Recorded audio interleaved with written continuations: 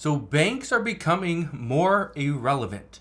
Now, I was sent an article just the other day from a friend of mine, and what this article says and what is being discussed is very important because as banks become more irrelevant, we're going to stop putting our money into said banks.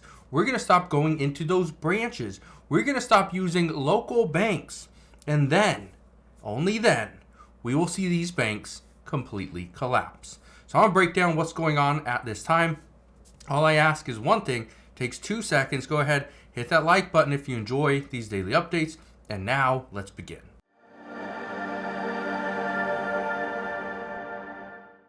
So something that we have seen over the past couple months is more and more discussions regarding the banking industry. Are banks going to fail? Are we going to see the commercial mortgage market? Is that going to hit banks so hard in the upcoming 6 to 12 months that many banks are going to collapse? The expectation is that it will, unless we see interest rates fall. But as of right now, that's not looking 100% likely. Now I want to read something to you. Look at this. It says banks continue to become increasingly less relevant. The professor who sees a $2 trillion hole in the economy predicts a thinning of the herd. Now, where's this coming from? Why is he saying this? Well, let's read a little bit of this article. And I also want to give you a little bit of insight. I have a community member here that commented in one of my previous videos. I want to explain what just happened because his bank is closing down. He's worked there for over 10 years and that bank is closing down. I want to explain why. First, in the article it says Silicon Valley's bank failure in March of 2023 was a watershed moment for the banking sector. The $210 billion collapse was the third biggest in American history. It goes on to say Columbia finance professor Thomas Piskorski is one of the leading experts in surveying the post-SVB landscape as one of the co-authors of a widely read 2023 study estimating a $2 trillion decline in banks' asset values after the monetary tightening of the previous year. Now, the $2 trillion decline, that's big. But where's this coming from?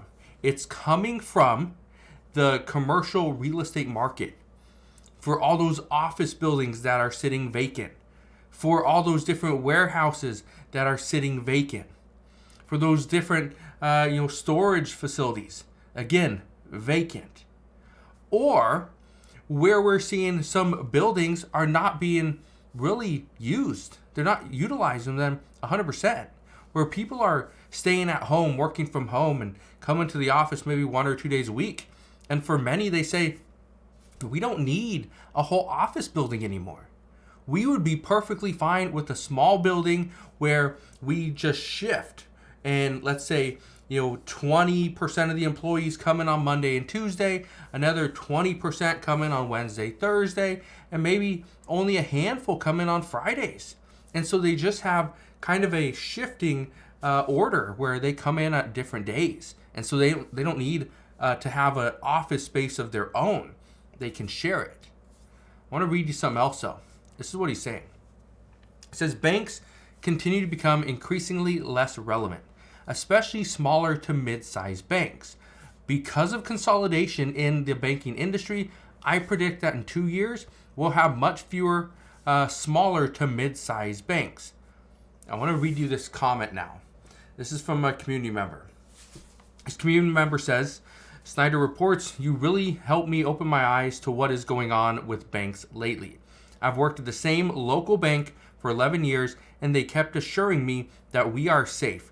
My boss said that we don't have to worry about anything, that there's really nothing to worry about on our end. Fast forward to today, which was May 1st, we were all told that this will be our final month. The bank has been purchased by a larger bank, which is not yet known, and they will begin consolidating our 6 branches, which will keep some of us employees employed.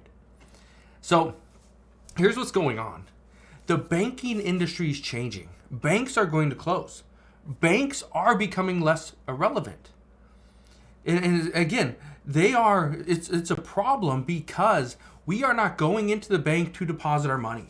We're not going in to go and get withdrawals, because why would we, when every time we go into the bank and ask for $5,000, they tell us, sorry, our limit's $2,500. Or, sorry, we don't give anything over $2,000 after 3 p.m. Why would we go into the bank? That's why more people are just using a debit card or a credit card. They're making payments online, transferring money online through Venmo and Zelle and Apple Pay. That's what we're seeing. That all these online banks, okay, these online payment portals, those are the ones that are going to do very well over the next probably 5 years. The banking industry is going to slowly cripple. Now, where does that leave us? Where do we go from here? Well, according to multiple experts, they say that banks are not a safe place to keep your money. Number one reason why is because of inflation. Keeping your money in the bank is troubling because as we see additional inflation, your money in the bank loses its value. It's not as valuable today as it was, 10 years ago. That's a problem. But most people continue to put their money in the banks instead of in real estate and businesses and investments like stocks, right? And gold and silver and things like that. So here's what I can tell you. If we see banks start to close, and my expectation is we will see this probably within the next 6 months, we're going to have many reports on this bank is closing and that bank is closing, and what do we do? Your money is going to be safe in the bank, but it's not being utilized correctly. So yes, banks are becoming less relevant. We're seeing that and have seen that over the last couple years. But the majority of Americans are still putting their money in the bank and then are frustrated when they go to the bank and can't get their money out. So just protect yourself. I want to read you a couple other things though. Look at this. It says banks are being forced to confront new risk post-pandemic. As tight Fed monetary policy devalues many of our loans and real estate holdings, they're also contending with the string of bank failures that have exposed how quickly a seemingly stable bank can go under. Banks can go under quickly.